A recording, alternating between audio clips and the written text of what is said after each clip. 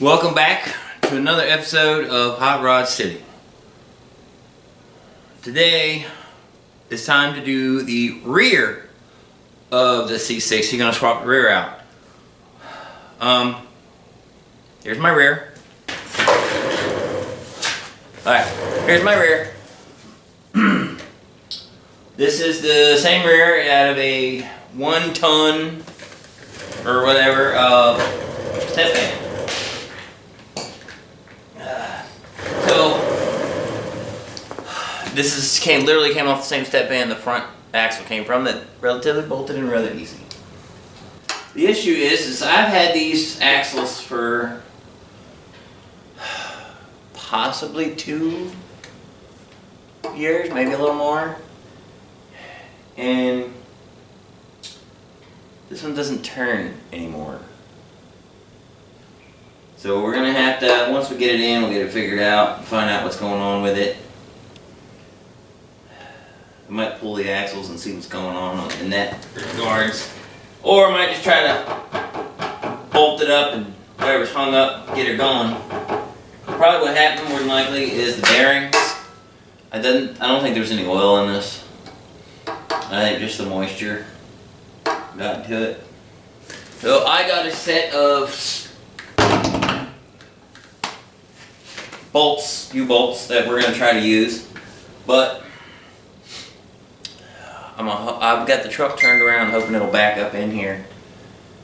Got some impending weather coming, so I want to make sure we're in here ready to weather the storm, as it were. I'm going to park the skid loader in front just in case I can't get a dry shaft. I want to be able to get the cherry picker in here to get back working on the load star. So, get the truck back in. Well, apparently I forgot to press record.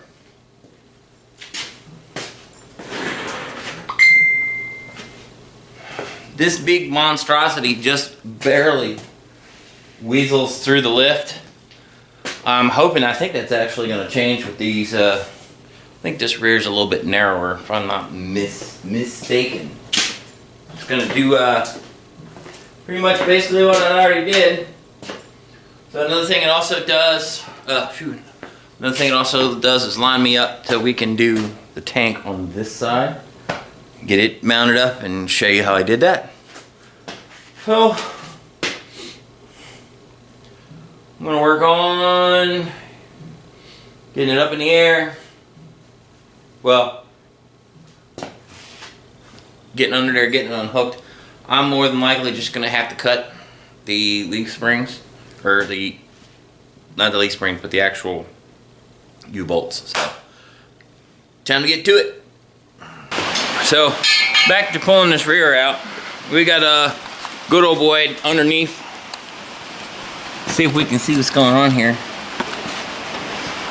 You can't because that light is directly in the way, but he's pulling the straps out for the dry shaft. That's good right there. And see, taking his sweet time down there. I fed him breakfast, so he's moving a little slow. He's like, oh, my fingers, they're gonna get dirty.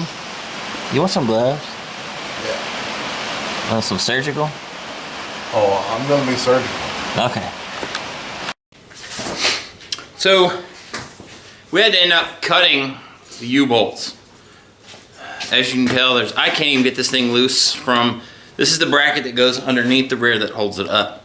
One of them was broke, and it doesn't look like I'll be able to reuse these. As you can tell, it's not exactly a round rear, it's kind of squared. So what's going to happen is we're going to go ahead and get this rear out. Slide this one under, we want to see what it looks like, and we're going to ride down the street to one of my customers' places. He works on big trucks, I do a lot of his interiors and stuff, and see if maybe he can hook us up with something like this to go under our rear.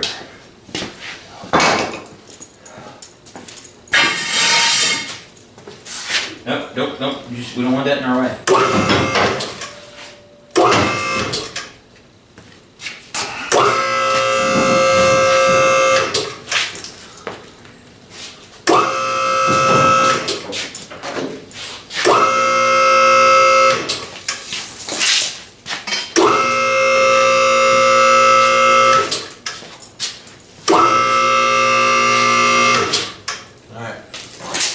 this rear apparently is a welded possibility. We can't get it to rotate at all. It's not a posi or an LSD or anything like that. So not 100% sure how we're going to deal with it at the moment, but we're going to have to try to get it moved because it's now blocking the new rear. As you can tell, Andrew's getting a little brave. He's under the truck with it under the lift. So the half of it that's up on the lift. So no, I'm just gonna kind of do what we did before. Shimmy it across? It's gonna hope, but you can roll. I can't. See? Alright, hold what you got. Slow, slow, slow. We need to scoot forward on the whole unit. Yeah, but can I keep coming down? Yeah, but I'm under here, so take it slow. Alright. Bear with us as we try to get this thing centered. Alright, so there's a weight sitting on there at least.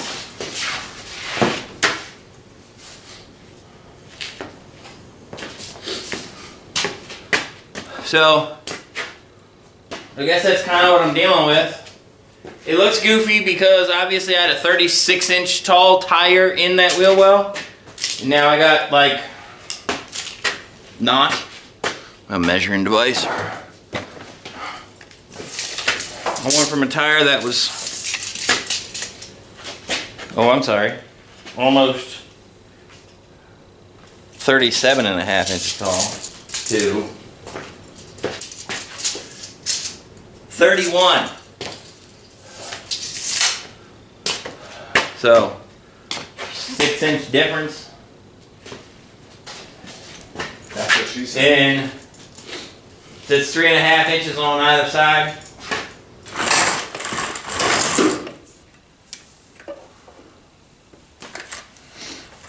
We're in timeout here,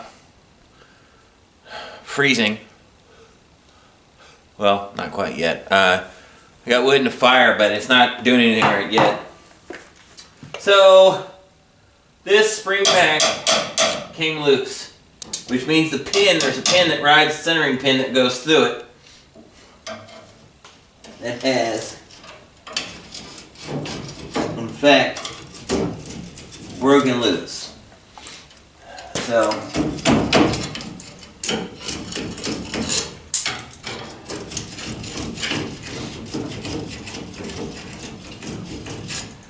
just basically just sitting here wiggling it till it comes out. So this is normally just a pin of some kind, like it's threaded, it has a thread on the end. And like just a knob on the bottom. Now this end goes into the top of the rear on the saddle. It sits, the perch is square, sits in top of it. And it's through here and it's threaded here.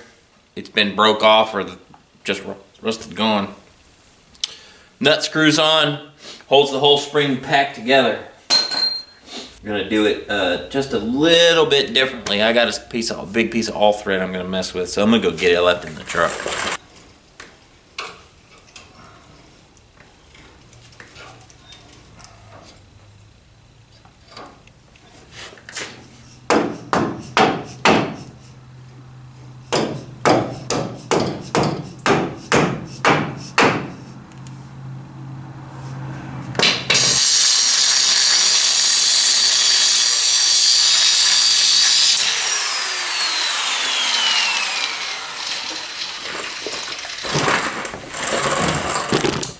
Alright, so now that's ready to accept the rear. I was hunting around for a piece earlier today to function as the lower saddle, basically, that goes under the rear and bolts to these, the U-bolts. I actually ended up finding these U-bolts. These are the ones from when I foolishly lifted my Silverado. So thankfully, I checked them. They will in fact work for this application. Matter of fact, they're longer than the ones I used, than the ones I just bought. And because of that, the ones I just bought can go back and I can get my $60 back. The way I'm going to do it, I'm going to make the lower saddle, keeper, whatever the name for it. So I got some stuff today. I'm going to look around, try to get to do it. So I'll be modifying them later. Did I lose the one? No, it said it down there. So, alright. For the lower, under the axle, I made this. This is a piece of C-channel. It's a 6-inch C-channel, as a matter of fact. I've been assured that this will be okay. So I got 4 holes in it. It's going to sit under the axle, because the axle's square, actually. It's a tube square. So the tube axle's going to sit on it right here. Bolt come down, bolt come down. You bolt come down. So I'm going to put these underneath the truck. Yeah, I don't exactly have a tripod to be under there with, so I can't. I had one somewhere, and God only knows where that thing went. Maybe I should start organizing all my camera gear and stuff so I can take this a little more serious for you guys. But I'm going to put these on in the meantime. So, alright, so we got this. See my fat rolls right here, my neck rolls? Look at that, Jesus. So, alright, got the rear in here, mounted. So, here it is, it's mounted. You can see my things right here. They're the 6-inch C-channel. So let me get a good view of this one here, because it's got a light on it.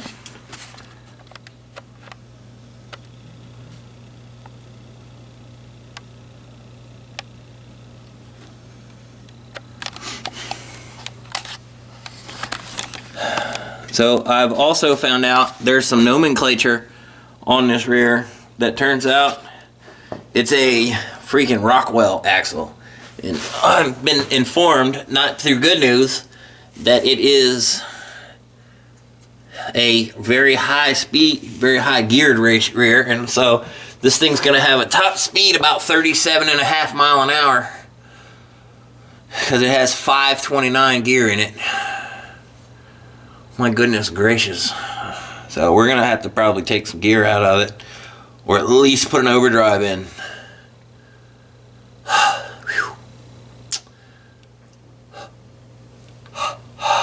It's cold down here.